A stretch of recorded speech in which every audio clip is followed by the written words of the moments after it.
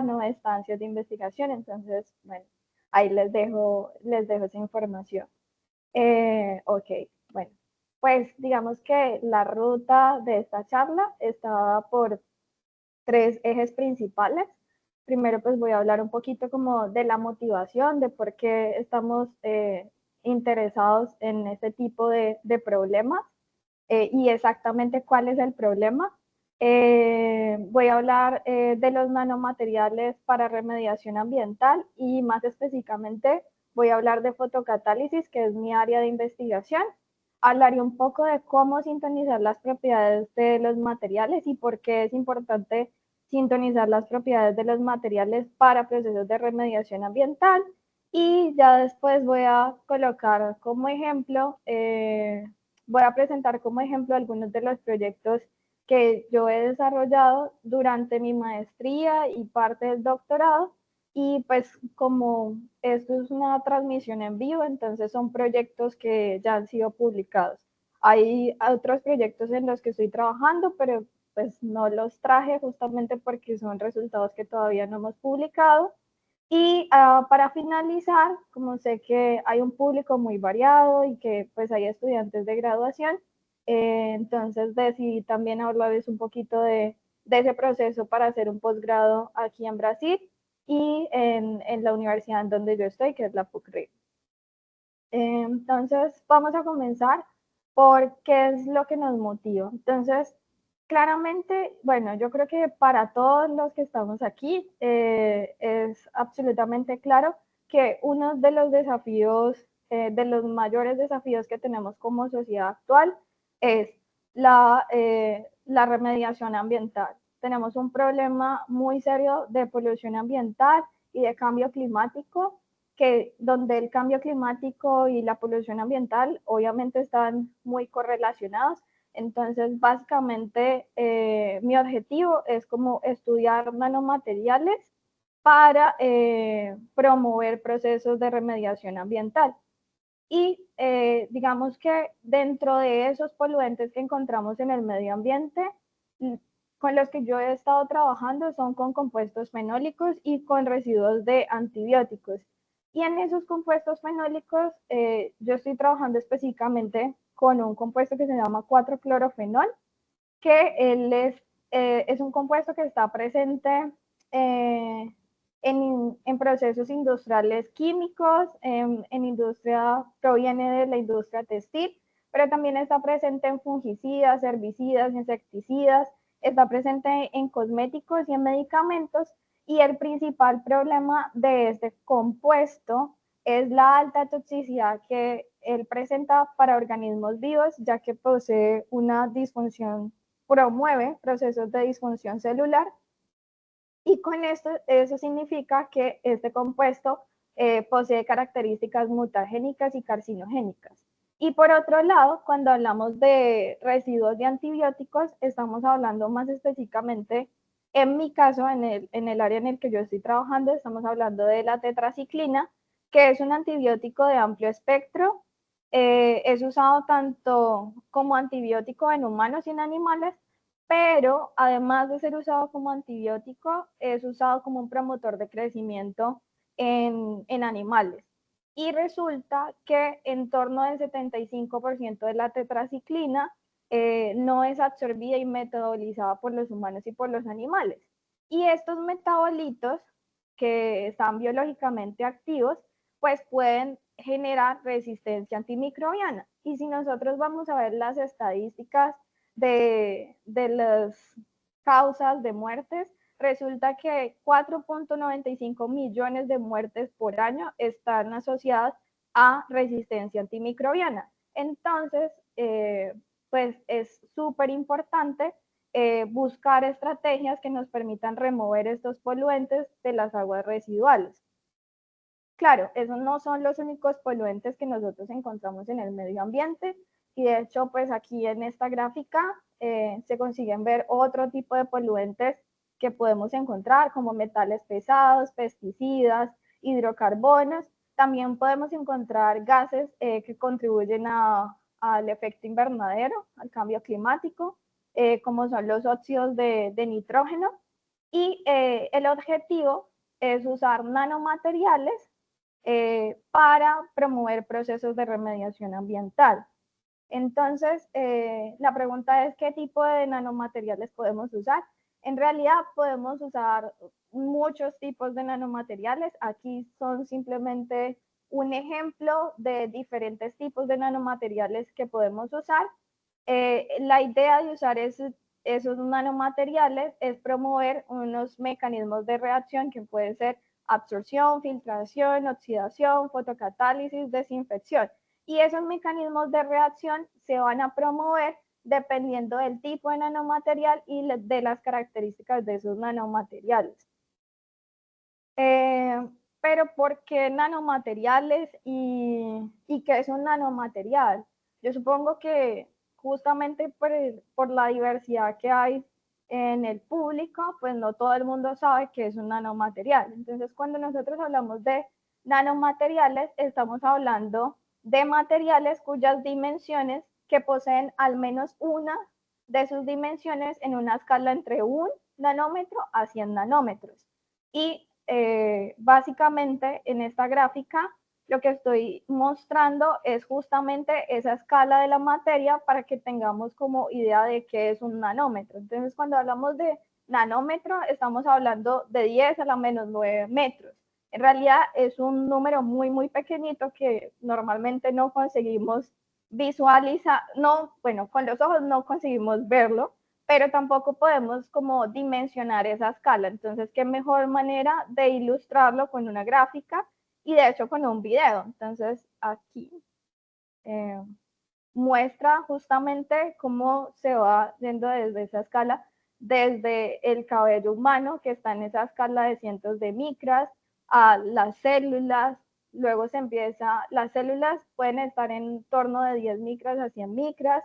Luego podemos ver en una dimensión ya de bacterias, que están en una dimensión entre 1 micrómetro a 10 micrómetros, y los virus que están en una dimensión de 10 nanómetros a 100 nanómetros. Y ya las proteínas y los anticuerpos se encuentran en una escala de 1 nanómetro a 10 nanómetros.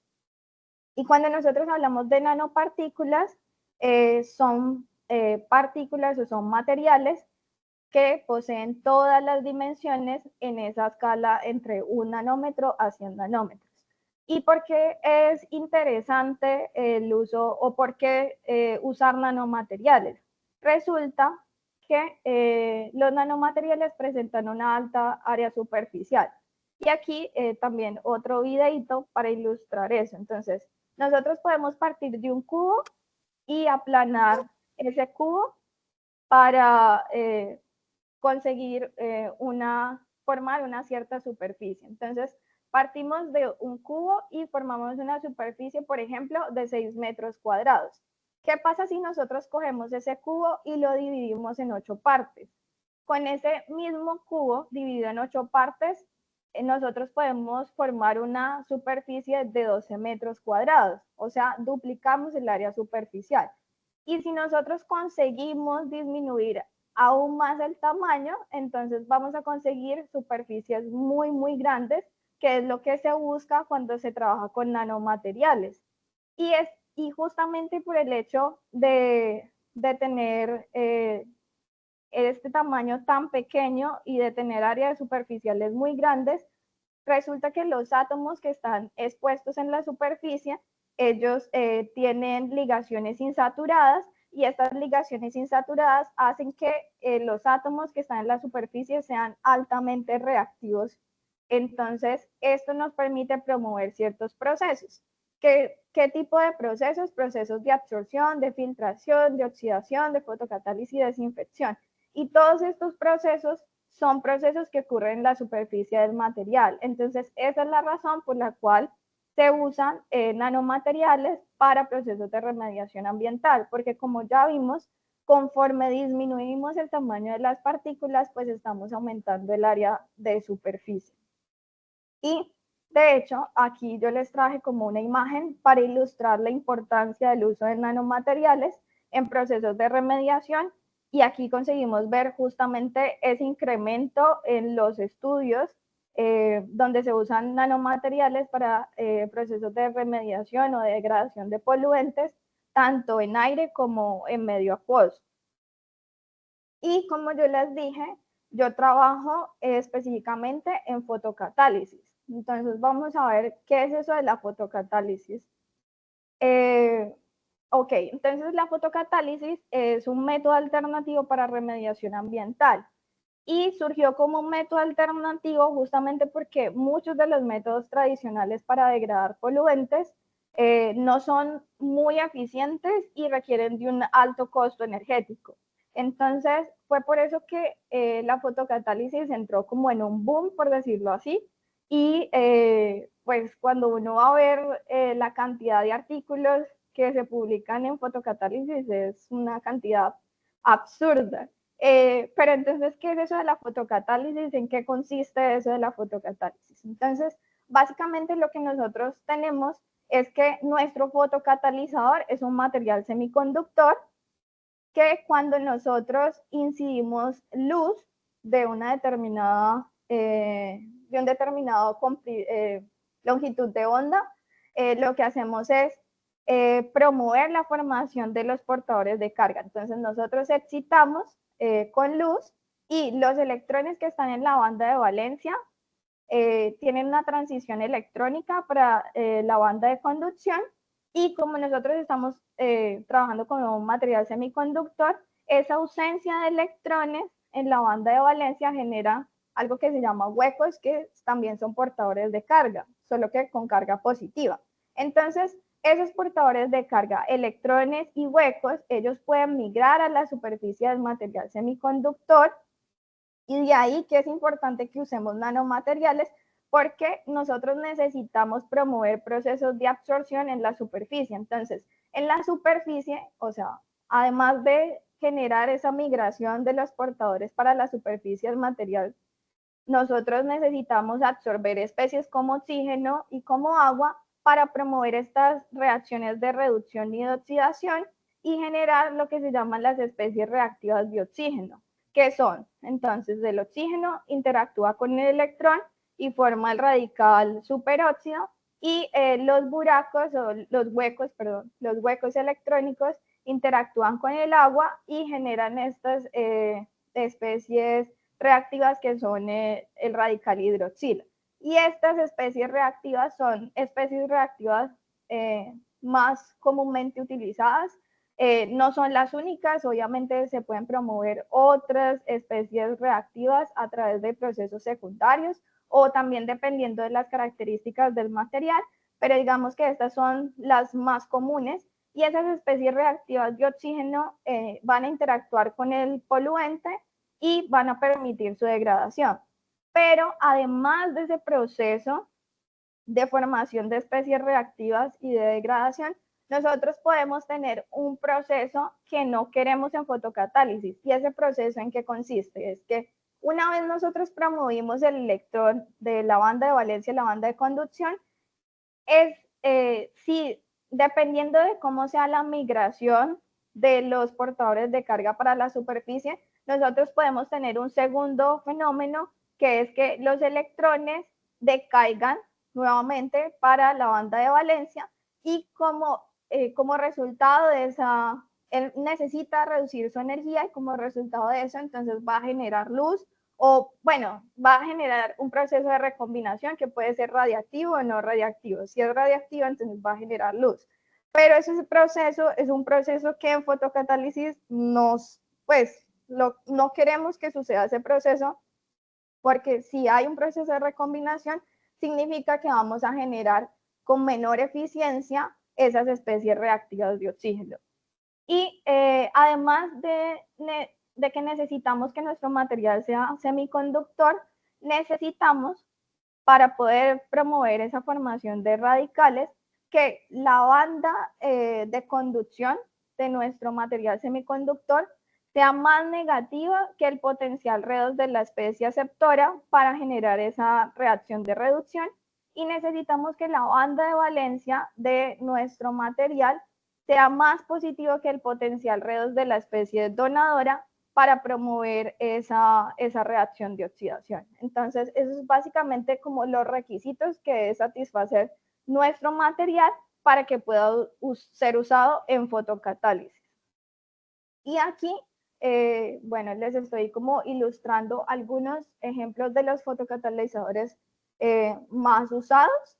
Y justamente aquí se muestran los potenciales para generar el radical hidroxila y el radical superóxido y los posicionamientos de las bandas de valencia y de las bandas de conducción de esos diferentes materiales semiconductores que son usados en fotocatálisis. Entonces, en este lado tenemos aquellos que tienen una alta capacidad o una alta habilidad oxidativa y por ende entonces permiten formar predominantemente radicales hidroxila, y ya en este lado tenemos aquellos que tienen una alta habilidad para generar procesos de reducción y por ende producir radicales de la especie de superóxido.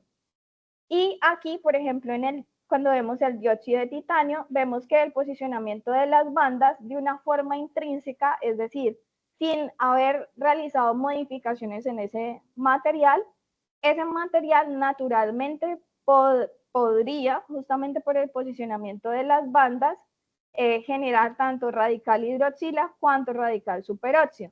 Y ese es uno de los motivos por los cuales el dióxido de titanio es uno de los fotocatalizadores más ampliamente usados. Vemos que se han explorado otros materiales, pero pues el dióxido de titanio sigue siendo la base de muchos materiales que se usan para procesos de fotocatálisis. Y el motivo de eso, además del posicionamiento de las bandas, está asociado con el bajo costo de ese material, la no toxicidad, la alta estabilidad química, su eficiencia fotocatalítica sobre radiación ultravioleta y su alta compatibilidad. Y de hecho esa alta compatibilidad química la alta compatibilidad química que ese material presenta permite crear heteroestructuras y otro tipo de materiales o funciones con otros materiales y pues desenvolver fotocatalizadores con una mayor eficiencia para determinados procesos. Entonces, de ahí que sea uno de los materiales más ampliamente utilizados en la literatura. Pero, pues por lo que vimos aquí, la separación entre la banda de valencia y la banda de conducción de la mayoría de estos materiales es bastante amplia. Eso quiere decir que estos materiales normalmente tienen un band gap grande, es decir, son materiales considerados de banda amplia, y eso hace que absorban apenas dentro de la región ultravioleta. Y de hecho el dióxido de titanio, él es eficiente, pero solo sobre radiación ultravioleta. Y bueno, hablando del material intrínseco como tal, es decir, sin hacer modificaciones todavía sobre ese material. ¿Y por qué nosotros queremos mejorar o cambiar como ciertas propiedades de los materiales, además del tamaño? Entonces, la idea es promover procesos de fotocatálisis a través de fuentes renovables como la radiación solar. Entonces, cuando nosotros vemos el espectro de la radiación solar que llega a la superficie de la Tierra, lo que nosotros vemos es que está compuesto por luz ultravioleta, luz visible y luz infrarroja. Y cuando nosotros vemos el espectro y las intensidades de esa radiación, nosotros vemos que solo una región de 3 a 5% corresponde al ultravioleta. Entonces, si nosotros queremos promover procesos más eficientes usando radiación solar, necesitaríamos sensibilizar los fotocatalizadores para la luz visible, es decir, que esos materiales absorban luz visible. Y entonces necesitamos sintonizar las propiedades de los materiales. Y cuando nosotros hablamos de sintonizar las propiedades de los materiales, básicamente lo que estamos queriendo es diseñar materiales. Ese diseño de los materiales se puede hacer a nivel experimental, pero también se puede hacer a nivel computacional y de hecho se puede correlacionar resultados experimentales con teóricas para entender un poco más nuestros materiales y a dónde se quiere llegar. Y entonces, cuando nosotros diseñamos materiales, pues tenemos que tener en cuenta la estructura de ese material, pero la estructura de ese material también va a influir en las propiedades y esas propiedades va a influir en el performance de ese material. Y nosotros podemos controlar estructura, propiedades y performance a través del procesamiento, es decir, a través de cómo creamos ese material y la forma en cómo nosotros entendemos ese material y evaluamos justamente las propiedades y el performance y evaluamos si el proceso que estamos llevando a cabo es el adecuado, es a través de técnicas de caracterización. Pero además de eso, como nosotros estamos intentando, o bueno, el objetivo de esta charla es mostrar que nosotros queremos sintonizar las propiedades de los materiales para procesos de remediación ambiental. También tenemos que, estamos llevando en cuenta esa consideración ambiental y social, justamente por la aplicación que nosotros queremos dar. Y entonces, bueno, aquí ya voy a empezar como a hablar un poco de las propiedades, de la sintonización de las propiedades de los materiales. Y entonces yo les dije que el dióxido de titanio es uno de los materiales más ampliamente usados en fotocatálisis. Y las estructuras más, bueno, las fases más ampliamente usadas del dióxido de titanio son la fase de rutilo y la fase de anatacio. Estas estructuras son estructuras tetragonales que están formadas por octaedros donde el titanio ocupa la posición central y en torno están los átomos de oxígeno. Y en el caso del rutilo, esos octaedros están conectados por los vértices y por los bordes, pero en el caso del anatacio está conectado únicamente por los vértices. Y además, pues de esos cambios ya estructurales que es posible visualizar, tenemos que, por ejemplo, esa fase de la natación es estable en temperaturas más bajas. Bueno, obviamente que tenemos que tener en cuenta la presión a la cual estamos realizando nuestro proceso, pero digamos que en condiciones atmosféricas la fase de anatacio es estable en temperaturas menores a 500 grados y en temperaturas superiores a 500 grados la fase de rutilo comienza a ser estable. Si nosotros vemos el material de anatacio y rutilo, en realidad lo que vemos es un polvo blanco que en principio a nuestros ojos no hay ninguna diferencia entre ellos. Sin embargo, sí que hay una diferencia y una de esas diferencias, no apenas a nivel estructural, sino también a nivel de, o sea, no solamente a nivel de estructura cristalina, sino también a nivel de estructura de bandas. Entonces, el rutilo, por ejemplo, es un material de banda directa, es un semiconductor directo. ¿Eso qué quiere decir? Eso es lo que nos está diciendo es que la posición más alta de la banda de valencia coincide directamente con el mínimo de la banda de conducción. Entonces, si nosotros queremos simplemente generar una transición electrónica desde la banda de valencia para la banda de conducción, necesitamos simplemente absorber un fotón. Pero en el caso de la natación, que es la otra fase del dióxido de titanio, el anatacio es un semiconductor indirecto. Entonces, básicamente, eso significa que el máximo de la banda de valencia no coincide con el mínimo de la banda de conducción. Y esto significa que, por ejemplo, en procesos en que se requiere donde se excita, además de la absorción de un fotón, necesitamos de una vibración de la red que se llaman fonones. Entonces, esto, por ejemplo, en el caso de la natación y en procesos de fotocatálisis es favorable, porque si yo, para procesos de recombinación, necesitaría el proceso inverso, o sea, un proceso donde se emita un fonón y luego se emita un fotón. Entonces, esto significa que la natación presenta menores tasas de recombinación. Y aquí pues les muestro el gráfico que les había explicado anteriormente para recordarles que Entre menor sean las tasas de recombinación, significa que vamos a generar de manera más eficiente nuestras especies reactivas de oxígeno y por ende promover con mayor eficiencia esos procesos de degradación de poluentes. Entonces es por eso que el anatacio es como una fase que predomina cuando se hablan de fotocatalizadores basados en dióxido de titanio.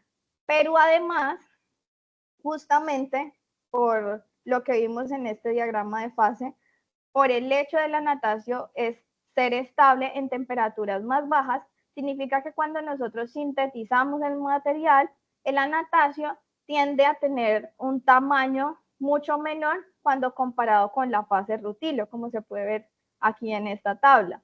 Y eso significa, como ya vimos previamente, que el anatacio, bueno, obviamente va a depender del proceso de síntesis, pero digamos que en este caso en particular, esta estructura va a permitir que tenga un área de superficie más alta y además del proceso de mejorar la producción de especies reactivas porque tiene una menor tasa de recombinación, pues tenemos más sitios activos para que esas especies reactivas sean generadas. Entonces, eso también es una ventaja de usar esta fase del dióxido de titanio.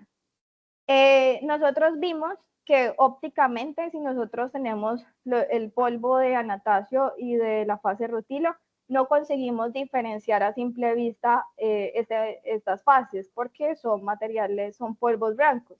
Pero cuando nosotros, entonces la pregunta es, ¿cómo conseguimos diferenciarlos o distinguir una fase entre otras? Entonces, normalmente lo que nosotros hacemos es difracción de rayos X. Supongo que no todo el mundo está familiarizado con esta técnica, pero básicamente cuando hacemos difracción de rayos X, lo que hacemos es colocar nuestra muestra, incidir, bueno, aquí tenemos nuestro tubo de rayos X que incide sobre nuestra muestra y aquí tenemos nuestro detector. Esa interacción entre los rayos X y los átomos en el cristal va a generar dos procesos. Un proceso de dispersión, es decir, las ondas de rayos X van a interactuar con nuestros átomos en el cristal y esas ondas van a ser dispersadas justamente por la interacción con nuestros átomos. Pero además, como nosotros estamos hablando de un material cristalino, es decir, de un material que tiene un ordenamiento atómico, esa dispersión puede tener un proceso de interferencia constructivo o de interferencia destructivo. Y la interferencia constructiva se va a dar cuando se satisface la ley de Bragg, que es esta expresión de aquí, y en esos casos es cuando vamos a poder ver picos de difracción. Ya les voy a mostrar exactamente de qué les estoy hablando. Entonces, aquí tenemos un difractograma donde, bueno, hay diferentes materiales que fueron evaluados a través de difracción de rayos X y conseguimos distinguir entre el anatacio y el rutilo. El anatacio son los punticos y la fase del rutilo es la que está en estrellitas. Bueno, digamos que por la dimensión no es posible visualizarlo de una forma muy clara, pero básicamente conseguimos distinguir entre la fase anatacio y rutilo. ¿Y por qué conseguimos distinguir entre esas dos fases? Justamente porque las condiciones en las cuales se va a satisfacer la condición de Bragg va a ser diferente. Es decir, el ángulo en el cual vamos a tener esos picos de interferencia constructiva va a depender del distanciamiento entre los planos. Y ese distanciamiento interplanar para una estructura tetragonal está dada por esta ecuación. Y aquí podemos ver que va a depender, bueno, para los que no están muy relacionados con esta notación, H, K y L simplemente son los índices de Miller, pero ya el A y el C van a estar relacionados con los parámetros de red. Y los parámetros de red, como podemos ver en esta tabla, son diferentes para cada fase. Entonces, por ser diferentes para cada fase, significa que la distancia interplanar va a ser diferente para cada una de las fases y eso automáticamente significa que el ángulo en el cual va a difractar va a ser diferente, porque al final la longitud de onda va a ser la misma porque vamos a usar el mismo tubo de rayos X.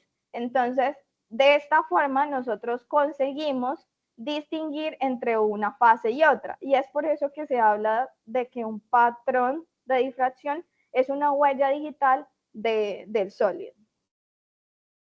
Ok, entonces, bueno, yo ya les había mostrado esta imagen donde vemos los polvos de anastasio y rutilo, y nosotros sabemos, bueno, son polvos blancos, entonces eso quiere decir que estos materiales no absorben luz dentro del espectro visible, porque como nosotros sabemos, la naranja tiene ese color específico, es porque esta luz no es absorbida. Entonces, si nosotros tenemos que este material es blanco, significa que él no absorbe luz visible, y de hecho aquí hay un espectro de absorción donde nos permite ver que este material solamente absorbe en la región del ultravioleta, y de ahí que pues su eficiencia sea demostrada únicamente dentro de esa región.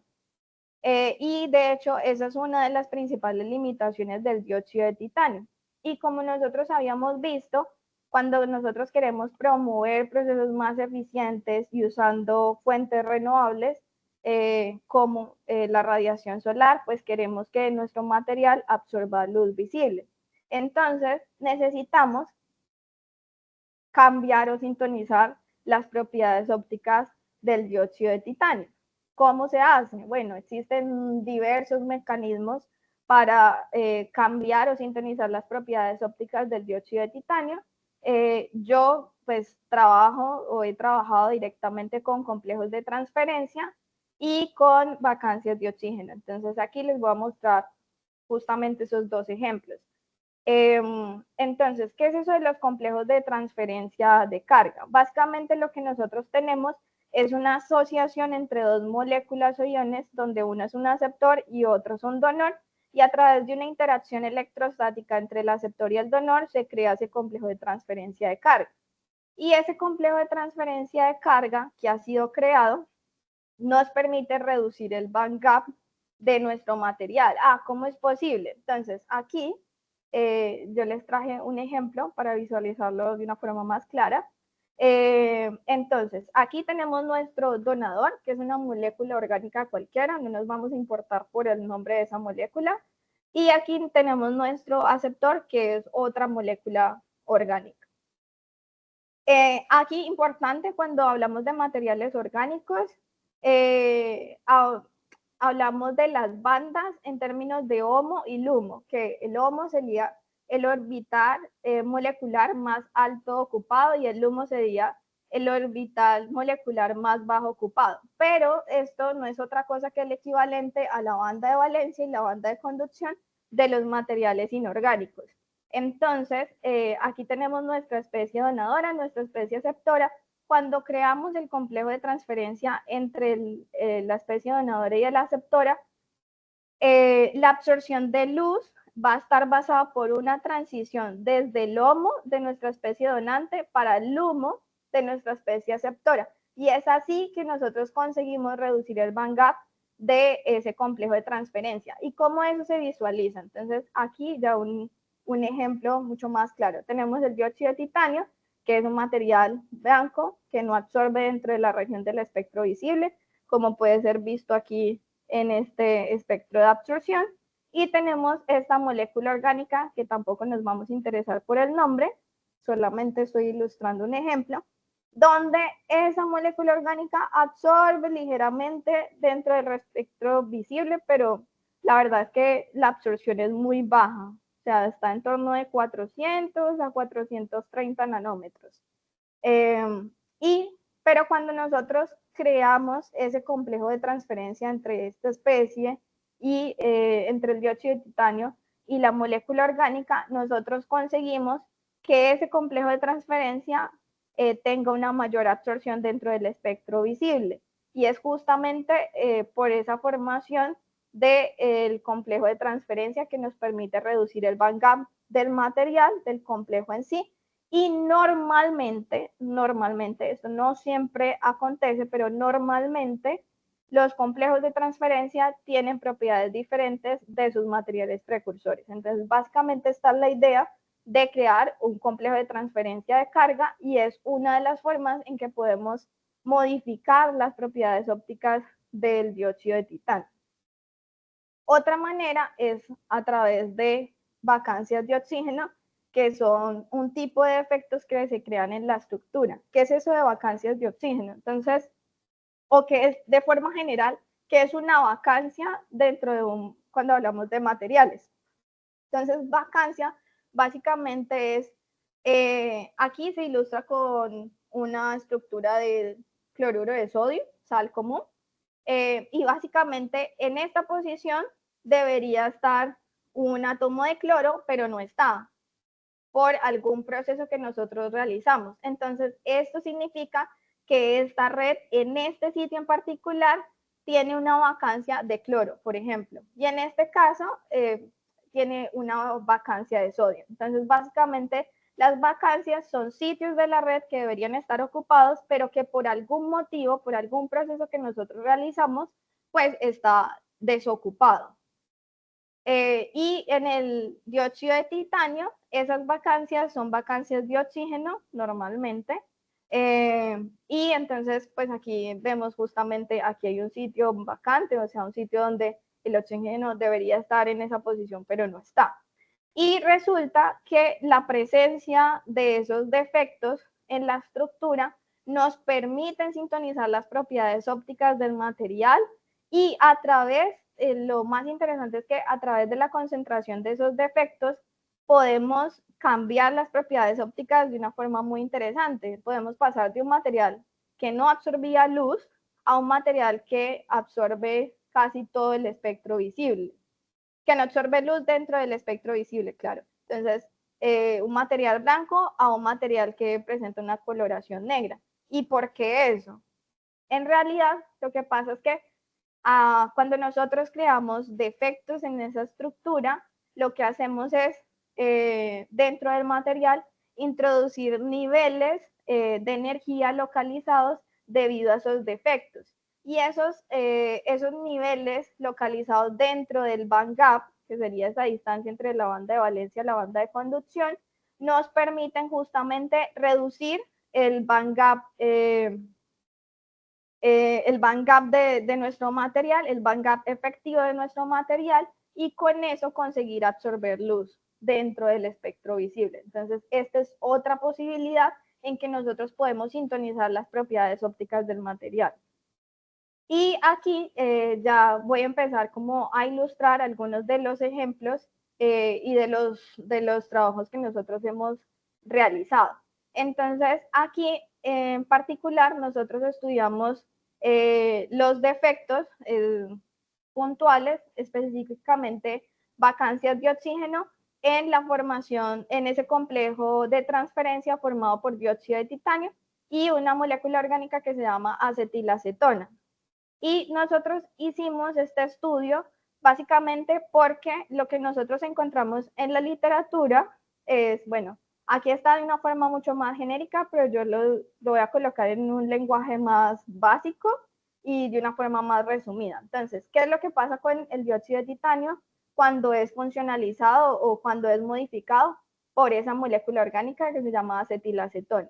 Resulta que cuando nosotros hacemos esa modificación, conseguimos tener partículas de un menor tamaño con una ruta que se llama Sol-Gel, porque tradicionalmente cuando se emplea la ruta de síntesis Sol-Gel para el dióxido de titanio, se tienen partículas de una dimensión muy grande y nosotros vimos que para promover esos procesos de fotocatálisis necesitamos partículas nanométricas. Entonces, con esta molécula orgánica podemos generar nanopartículas, pero además de generar nanopartículas podemos sensibilizar el dióxido de titanio a la región visible, como puede ser observado en esta gráfica, a través de ese mecanismo de transferencia de carga que les había mencionado previamente, pero además, bajo ciertas condiciones de tratamientos térmicos, podemos introducir defectos tipo vacancias de oxígeno dentro de esa estructura. Entonces, la idea con este trabajo era estudiar cómo esos defectos modificaban las propiedades fotoquímicas y el performance fotocatalítico del material. Entonces, primero pues empezamos, aquí simplemente les traje para ilustrar el proceso de síntesis del dióxido de titanio con acetilacetona, como les dije, a través de una ruta que se llama Solher. Si ustedes tienen interés, aquí está el artículo en el cual fue publicado. Y básicamente es eso, o sea, esta ruta de síntesis nos permite generar ese complejo de transferencia de carga y aquí como resultado de ese proceso de síntesis, antes de generar un tratamiento térmico, nosotros tenemos un material amorfo que consiste en dióxido de titanio con esa molécula orgánica en la superficie. Y a partir de ese método de síntesis, entonces nosotros conseguimos sensibilizar el dióxido de titanio en su fase de anatacio para sensibilizar a la luz visible, como se muestra aquí en este gráfico. Y lo que estamos haciendo básicamente a través de esa creación del complejo de transferencia es funcionalizar la superficie del dióxido de titanio, que no es el caso de esta molécula en sí, este es un otro ejemplo que voy a mostrar después, pero básicamente lo que estamos haciendo es crear una ligación entre el titanio y dos átomos de oxígeno de la molécula orgánica. Y ese proceso puede ser de esta forma o algo semejante a esto, dependiendo de cómo se genere esa ligación química. Y las vacancias, la idea era justamente evaluar las vacancias de oxígeno dentro de esta estructura. Entonces, necesitábamos, además de generar el complejo de transferencia, introducir defectos en la estructura y eso se hizo a través de tratamientos térmicos sobre aire normal, aire estático, otro tratamiento térmico sobre argonio y otro tratamiento sobre hidrógeno. Y lo que nosotros conseguimos, bueno, primero tenemos que ver que si formamos la fase anatacio. Entonces, aquí se muestra el difractograma de nuestros complejos de transferencia, donde conseguimos identificar todos los planos de difracción que corresponden a esa fase de anatacio. Y cuando nosotros hicimos microscopía electrónica de transmisión, conseguimos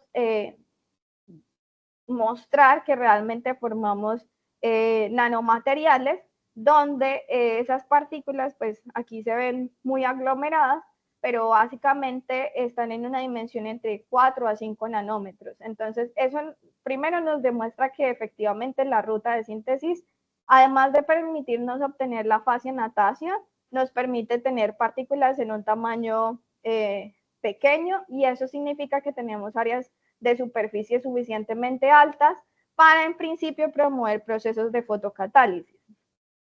Y aquí unas fotos de nuestros materiales que nos muestran justamente cómo hemos sintonizado las propiedades ópticas del material. Entonces pasamos de una muestra que era en el estado amorfo, que fue directamente obtenido de la síntesis, que es naranja. Cuando realizamos el proceso de tratamiento térmico sobre aire estático, pasa una coloración marrón. Y ya cuando realizamos, por ejemplo, el tratamiento en hidrógeno, la muestra se torna negra. Entonces, con esto estamos mostrando que cambiamos las propiedades ópticas del material. ¿Y por qué? Bueno, esto se debe a que introducimos defectos como vacancias de oxígeno dentro de esa estructura.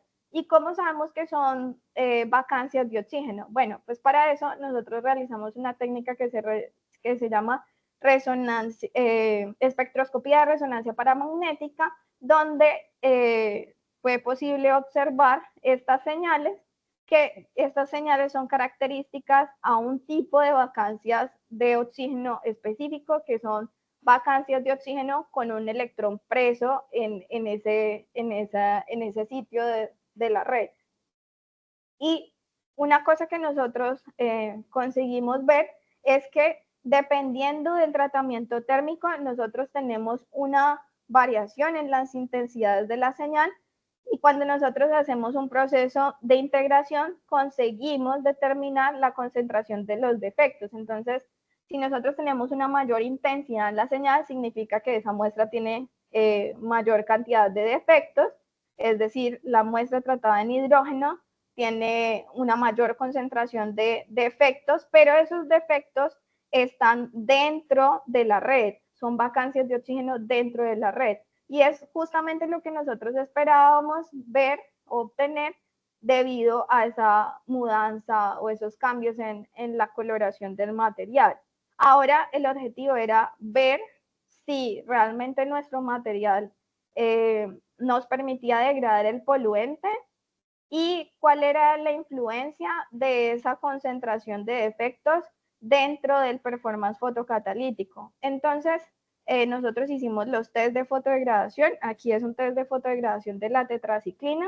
Y bueno, primero lo que nosotros hacemos es un test de fotólisis, una prueba de fotólisis, donde fotólisis significa que nosotros colocamos nuestro poluente y colocamos colocamos luz. Aquí en este caso, en esta prueba, no colocamos nuestro material fotocatalizador porque el objetivo es ver si el poluente se degrada únicamente por interacción con la luz. Y aquí nosotros conseguimos ver que ese porcentaje de fotodegradación es de 5.5%, que está de hecho dentro del error experimental. Es decir, la tetraciclina no se degrada únicamente por interacción de la luz. Pero vemos que cuando nosotros colocamos nuestros materiales fotocatalíticos, permite degradar el poluente en unos determinados porcentajes. Y lo que vimos es que la muestra que fue tratada sobre aire, es decir, la que tiene menor concentración de efectos, tal como se observa aquí en esta señal de EPR, es la que tiene una mayor eficiencia fotocatalítica. ¿Y por qué? Entonces resulta que, como yo les dije, estos defectos están dentro del material. Y en la literatura ya ha sido relatado que ese tipo de defectos dentro de la estructura del material promueven procesos de recombinación. Entonces, si nosotros promovemos esos procesos de recombinación, significa que tenemos una menor producción de las especies reactivas de oxígeno y por ende reducimos el porcentaje de fotodegradación, reducimos el performance de fotodegradación. Entonces, de esa forma empieza a ser claro que cuando nosotros, que a depender de cómo sintonicemos las propiedades del material, pues el material va a tener un cierto performance, un cierto comportamiento que va a influenciar en ese objetivo que nosotros tenemos. Aquí estoy mostrando un otro ejemplo, en este caso con dióxido de titanio y otra molécula orgánica que se llama ácido glutárico. Y en este caso, pues el proceso de funcionalización se da justamente como se ilustra en estos dos gráficos. Puede suceder de esta forma o de esta forma. Realmente determinarlo de forma experimental es muy difícil, entonces lo único que uno puede hacer es promoverlos o proponer los dos tipos de formación del complejo. Y lo que nosotros hicimos, bueno, obviamente nosotros realizamos un montón de técnicas de caracterización, pero digamos que aquí estoy mostrando las más fundamentales para el objetivo de esta charla. Y en este caso lo que nosotros vemos es, nosotros creamos este complejo de transferencia a través de dos rutas de síntesis diferentes, y donde una llamamos 1 y la otra pues 2. Y lo que nosotros observamos es que a través de la segunda ruta de síntesis, además de tener esos defectos de vacancias de oxígeno, tenemos una especie que corresponde al titanio trivalente. Ese titanio trivalente se da porque en la formación de esa vacancia, el titanio, que normalmente es tetravalente, o sea, 4 más, es reducido por el electrón que está preso en la vacancia. Entonces, eso significa que en este caso, nosotros tenemos un proceso de compensación iónica. Cuando nosotros realizamos los test de fotocatálisis, si nosotros observamos esta barra aquí y esta barra aquí solamente, lo que nosotros vemos es que para aquella muestra que fue sintetizada por la ruta 2, presenta un menor performance fotocatalítico para la degradación de la tetraciclina. Y eso está asociado justamente por la producción o la generación de esta especie, que es del titanio trivalente, porque esa compensación iónica genera que nosotros reduzcamos la promoción del electrón para el oxígeno y entonces reducimos esa producción del radical superóxido, que es la que nos está permitiendo degradar la tetraciclina en este caso. Y de hecho, aquí estamos mostrando un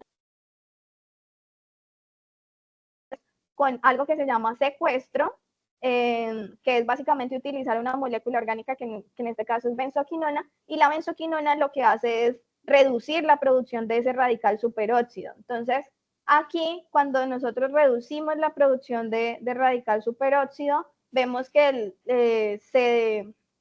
hay una disminución en la degradación fotocatalítica y eso nos está diciendo que ese radical específicamente juega un papel importante en la degradación de la tetraciclina con este material semiconductor. Entonces, aquí este es otro ejemplo que nos permite ver cómo a partir de un proceso de síntesis podemos promover de una manera más eficiente un proceso de degradación o no. Y justamente por los procesos de compensación de carga que son generados a partir de la formación de vacancias de oxígeno.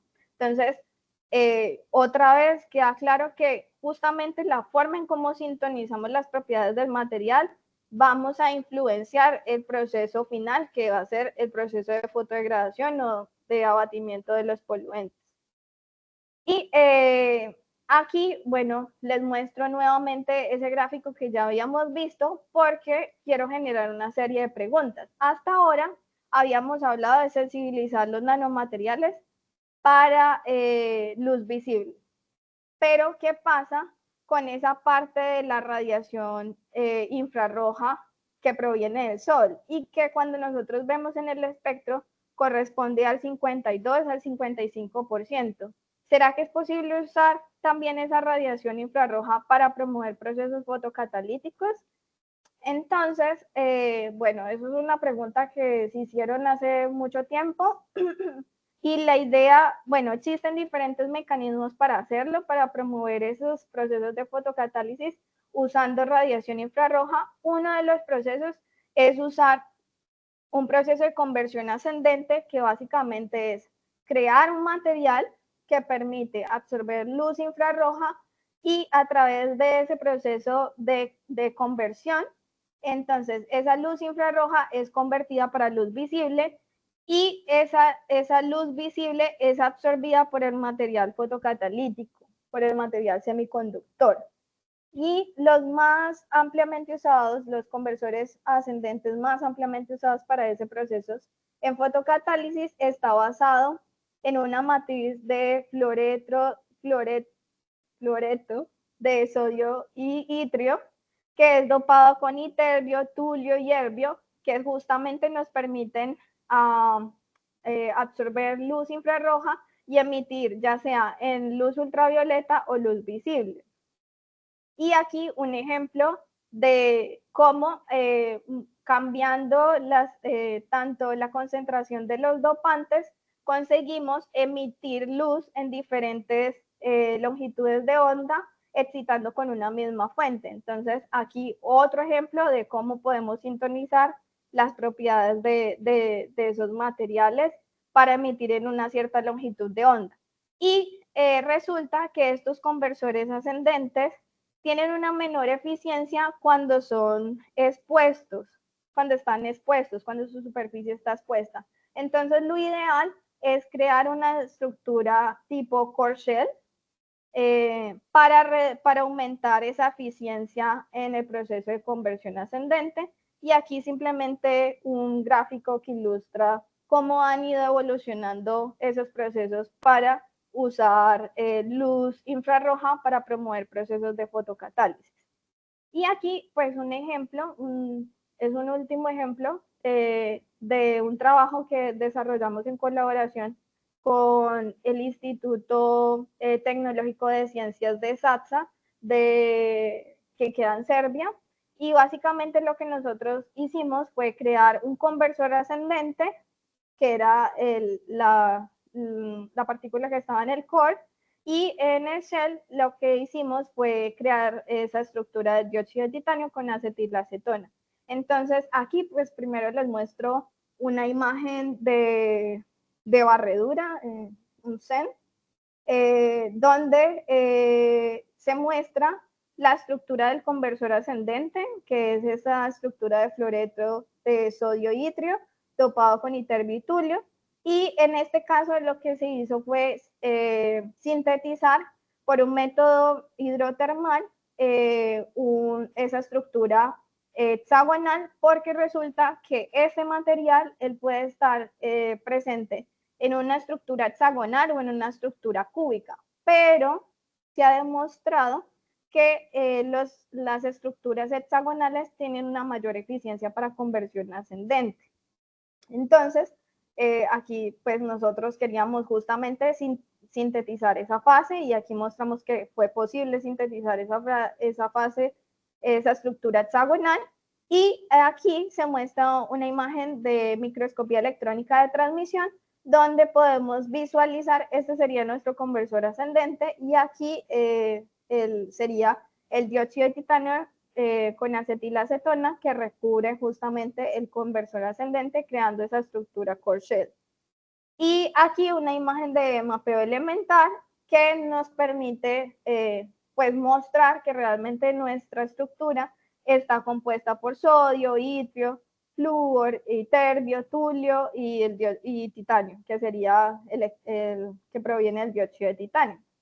Y nosotros realizamos un proceso de fotoluminiscencia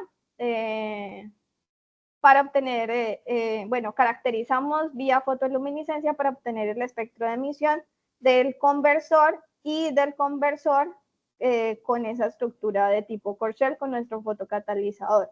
Lo que nosotros vemos, por ejemplo, en la curva negra, es el espectro de emisión únicamente del conversor, y cuando nosotros usamos ya esa estructura core shell, nosotros podemos ver que las intensidades en esas longitudes de onda específicas son reducidas una vez se crea esa estructura core shell. Eso lo que nos está indicando es que nuestro material fotocatalizador está absorbiendo la luz que fue emitida por el conversor ascendente, que es lo que se busca justamente en estos procesos de creación de este tipo de estructuras. Y cuando nosotros hacemos un test de fotodegradación, lo que nosotros observamos, por ejemplo, aquí, que es la curva roja, es que esa estructura de tipo core shell tiene una mayor eficiencia cuando incidimos luz visible junto con luz infrarroja. Entonces, aquí conseguimos justamente mostrar que nuestro material consigue utilizar la luz infrarroja, hacer el proceso de conversión para luz visible, absorber esa luz visible y promover esos procesos de fotocatálisis. Entonces aquí otra manera de sintonizar las propiedades del material para un objetivo específico, que era absorber luz visible, luz infrarroja y promover procesos de fotodegradación. Y básicamente con esto ya termino como esa parte técnica que les quería mostrar, y yo quise resumir la charla con estas tres gráficas que me parece que se adecúan perfectamente al título de la charla. Entonces, bueno, primero decir que estas gráficas no son mías, que estas gráficas son las obtuve de este enlace, y es de una página de un investigador que trabaja también en fotocatálisis para producción de hidrógeno, para procesos de conversión de dióxido de carbono. Y básicamente lo que está mostrando, lo que se muestra en esta imagen, es que nosotros tenemos una habilidad para modificar las propiedades estructurales de nuestros materiales, ya sea colocando átomos o removiendo átomos. Y bueno, eso es uno de los métodos, porque hay otros métodos también de sintonizar esas propiedades, pero el objetivo es, nosotros tenemos esa capacidad para sintonizar esas propiedades estructurales, y con esas modificaciones estructurales podemos también cambiar las propiedades ópticas y químicas, fotoquímicas de ese material para absorber luz en unas determinadas longitudes de onda que nos permitan generar esas especies reactivas y degradar los contaminantes. Y bueno, aquí ya voy a hablar un poquito de los estudios de posgrado en Brasil. Entonces, bueno, aquí les muestro una imagen de Río de Janeiro. Es una imagen muy bonita. Aquí está el Pan de Azúcar. Y esta creo que es la playa de Botafogo. Y aquí unos veleros que acostumbran estar en esa playa. Pero lo que es más interesante es que aquí en Brasil pues existen bolsas de fomento que serían becas para realizar estudios de posgrado. Y básicamente las agencias que normalmente conceden estas becas son CAPES, CNPq, FAPERDI, FINEP, que son como las más conocidas, pero también hay proyectos de investigación que tienen recursos para que los estudiantes puedan realizar sus posgrados. Además, existen también, además de estas bolsas de fomento, de estas becas, existen modalidades donde uno puede tener exención de matrícula. Entonces, yo sé que como colombianos es un poco difícil porque pues en Colombia casi no hay becas para hacer estudios de posgrado, entonces por eso pues quería mostrarles que aquí existe esa posibilidad. Una cosa que es muy importante a la hora de aplicar a los estudios de posgrado aquí en Brasil es tener en cuenta la nota de los programas de posgrado. Resulta que CAPES, esta agencia, ellos asignan unas notas a los programas de posgrado y dependiendo de la nota, pues hay más o menos opciones de obtener una beca. Entonces, normalmente los programas que tienen becas son los programas que están clasificados con nota 5 a 7. Y los que tienen nota 7, pues son los programas que más becas son asignadas. Entonces, ahí pues quiero como dejarles esta información en caso de que alguien quiera o esté interesado en realizar estudios de posgrado y esté pensando en Brasil como una de sus opciones. Como este es el coloquio de licenciatura en física, pues asumí que la mayoría están interesados en continuar el posgrado en física. Una cosa que es muy importante es que aquí en Brasil, para uno realizar el posgrado en física como tal, debe presentar algo que se llama el examen unificado. Aquí está la página del examen y aquí les dejé el link del programa de física de la PUC Río. Y ese examen, pues resulta que la mayoría de las instituciones que ofrecen un programa de posgrado en física están asociadas a ese examen. Es decir, para aplicar a física normalmente hay que presentar ese examen previamente y dependiendo de la nota de ese examen puedes aplicar a determinadas universidades. Y una cosa que me pareció interesante es que ese examen también está disponible en diferentes países y pues en Colombia, o sea, hay una opción para hacer ese examen desde Colombia, entonces no tendrían que venir a Brasil directamente para aplicar ese examen. Y aquí les voy a hablar un poquito de los programas que ofrece la universidad donde yo estoy, que es la PUC de Río. Aquí una fotico de la universidad, básicamente esta parte y esta parte del campus. Y aquí está el Cristo Redentor. Y bueno, yo les voy a hablar específicamente del centro técnico científico. Entonces, la universidad está dividida por centros y el centro técnico científico, pues es el que engloba las carreras de ciencias naturales y exactas y de física. Entonces, aquí están los diferentes programas de posgrado que se ofrecen en la universidad y que hacen parte pues del Centro Técnico Científico. Si ustedes tienen interés en estudiar aquí o no sé, o están pensando en qué van a hacer con sus vidas después de la graduación, pueden acceder a este código QR donde se muestra, bueno, va a ser un link directo al CTC, pero inicialmente se muestra los diferentes laboratorios que componen el Centro Técnico Científico.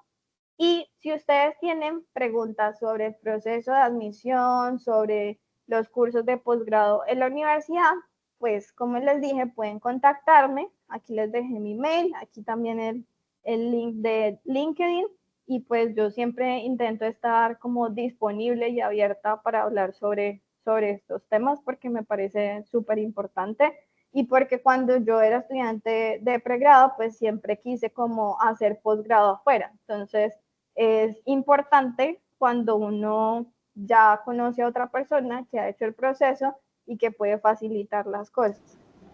Y bueno, ya con eso agradecer la presencia de ustedes. Bueno, muchísimas gracias, Jessica. No sé si me escuchas. Sí. Ah, bueno. Bueno, muchísimas gracias. Es el momento en que pueden ofrecer sus aplausos ahí. Antes de proceder a las preguntas, yo solamente quiero hacer una acotación para mostrar por qué Jessica, para este semillero, para la carrera de licenciatura en física, es una persona especial. Y es, fíjense, de verdad, Jessica, enorme gratitud con esta dedicación tan especial con la que preparaste esta charla, no solamente por el nivel divulgativo que le has impreso, para poder explicar en poco tiempo tantas cosas, este universo de cosas que constituyen tu trabajo, sino que además tomarse esa tarea tan preciada, por supuesto, por nuestros estudiantes, especialmente los de final de carrera, de recopilar información y ofrecer esta orientación respecto de las posibilidades de posgrado. Entonces, no, una gratitud inmensa y mil aplausos pues por hacer eso. Por supuesto, también felicitarte por tu trabajo, excelente trabajo, impresionante lo que has hecho en tan poco tiempo, digo yo. Si mal no conté, las que nos compartiste fueron unas 3 publicaciones ya, más las que dices que por supuesto todavía gozan de reserva de sumario por estar en trámite de publicación. Muchísimas gracias. Y bueno, y también felicitarte porque yo no te escuché por tu unión por ningún lado.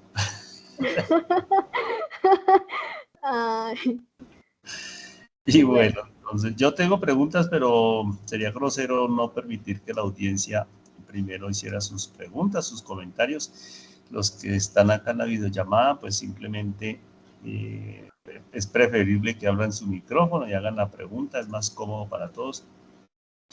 Y para quienes están escuchándonos por Facebook, por favor consignen sus preguntas en el chat de Facebook, que Zaira nos hace el favor de ponerlas acá en vivo y en directo. Entonces, pueden abrir el micrófono simplemente o alzar la manito. No hace falta la mano, no somos muchos como para adelante. Como dije, yo tengo preguntas, pero ¿quién tiene la mano levantada? Ah, es que no estoy viendo en la otra pantalla. No, pues quien tenga la mano, tú. Ah, adelante, pues si quieres acabo ya. Vamos a escuchar. Hola Jessica, ¿cómo estás? ¿Ahí se escucha? Sí, escucho perfecto. Muchas gracias por Hola. tu presentación. Yo tenía una pregunta en base a cómo hago la conexión de lo que te explicaste de la fotocatálisis a esa redención ambiental que tú nos hablabas, porque digamos que lo que entendiera que pues tocaba hacer la transición entre conseguir un gap que funcionaba en el ultravioleta y pues minimizarlo un poquito más para utilizarlo en el visible, en el infrarrojo, así. Digamos, yo me pregunto, ¿hay otros materiales que sin hacer ese dopaje químico o ese proceso de fotocatálisis, funcionan, digamos, con luz visible, por ejemplo. No sé, pues digamos, no soy experto a nivel industrial, no sé si sea más caro, por ejemplo, estos materiales de, ¿cómo se llama? Dicalcogenoros de metales de transición que reciben la luz y la absorben en el visible, o sea más barato con dióxido de titanio, que es lo que tú nos propones. Ajá. Bueno, yo no sé exactamente en cuanto a costos, porque yo no trabajo con esos materiales específicamente, pero pues en teoría si ellos absorben dentro del espectro visible podrían ser usados.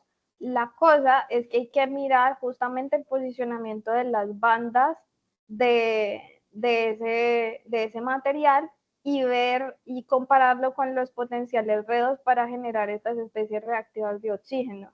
Yo no sé específicamente en estos materiales si ya han sido usados en fotocatálisis, porque pues nunca he trabajado con ellos. Puede que hayan ya bastante literatura con estos materiales, pero es que en fotocatálisis se publican muchísimos artículos, entonces es muy difícil saber si un material específicamente está siendo usado o no. Básicamente uno se casa con un material o con unos tipos de materiales, porque igual yo no trabajo solamente con dióxido de titanio.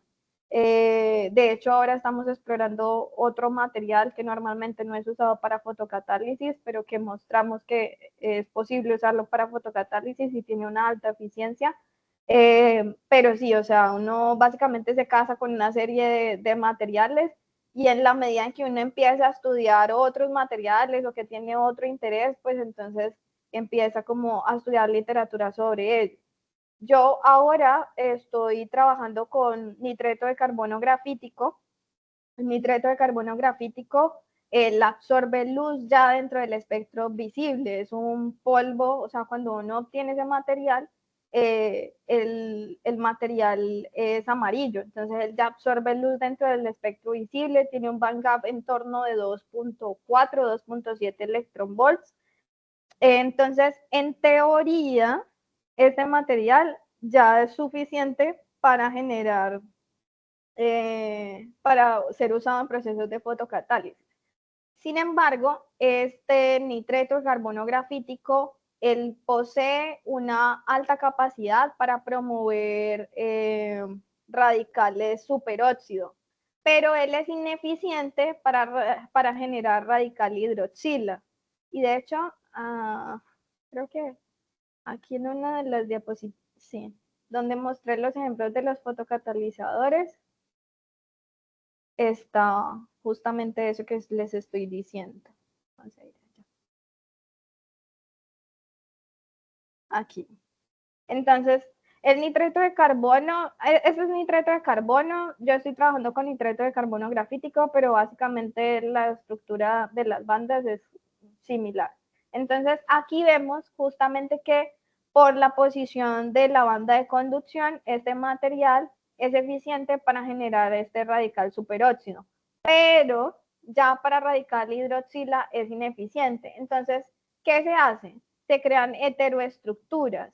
Entonces, eso significa que yo de alguna forma mezclo el dióxido de titanio, por ejemplo, o otro material que tenga una alta capacidad para generar radical hidroxila con el nitreto de carbono. Solo que también hay que ver justamente, porque hay que crear como un match perfecto entre esos dos materiales semiconductores. Entonces, la elección de ese otro material va a depender también de las posiciones de las bandas de cada uno de los materiales semiconductores.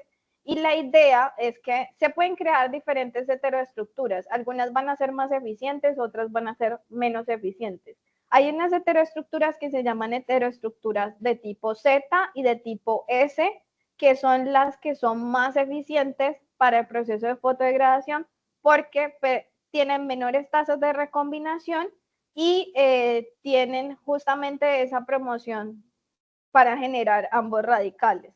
A veces, cuando uno no hace ese proceso de la manera adecuada, puede generar que, por ejemplo, en este caso, por ejemplo, si yo genero un material de nitrato de carbono grafítico con este material aquí, que no sé, es zinc y bueno, ya no sé exactamente cuál es el nombre, pero este material aquí, con este material semiconductor, es posible que yo genere una transición electrónica desde la banda de conducción de este material para esta banda de conducción, y esto significa que yo perdí esa posibilidad de generar la especie reactiva de superóxido. Entonces, es como hay que saber muy bien el proceso que uno quiere hacer, los procesos de síntesis que van a permitir generar ese tipo de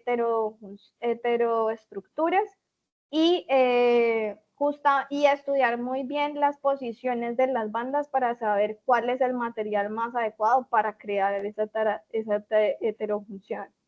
Entonces, ese es un ejemplo, por ejemplo. Este material en particular se puede usar, como les dije, él absorbe luz visible y se puede usar simplemente para promover este tipo de reacciones.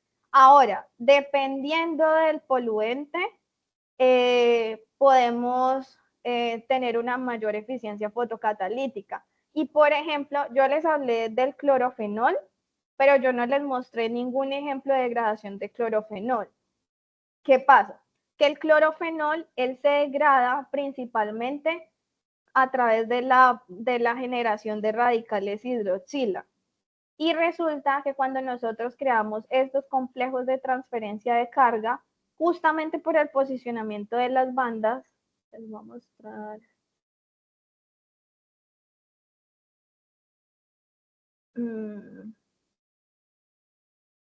Aquí, justamente por el posicionamiento de las bandas, no somos capaces de generar ese radical hidroxila, porque la transición que se genera cuando absorbe luz es desde el LOMO de la molécula orgánica para la banda de conducción de la natación. Entonces, esta es la transición que predomina, que da coloración a este material, a este complejo de transferencia, y esta transición hace que entonces nosotros no tengamos generación de huecos aquí en la banda de valencia de la natación, y como no tenemos esa generación de huecos en la banda de valencia, entonces no podemos producir hidroxila porque la posición justamente de la banda de la molécula orgánica es menos positiva para generar ese proceso. Entonces, en este caso, para los complejos de transferencia que nosotros trabajamos, no es posible degradar clorofenol porque el clorofenol se degrada principalmente por acción del hidroxila.